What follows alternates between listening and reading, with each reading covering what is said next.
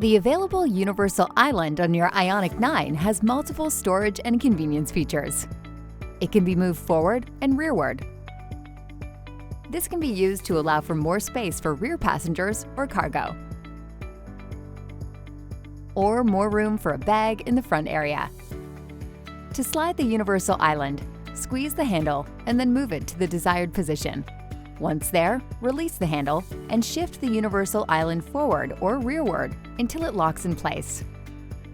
Storage areas are located inside the universal island, and the armrest can be opened by both front and rear passengers.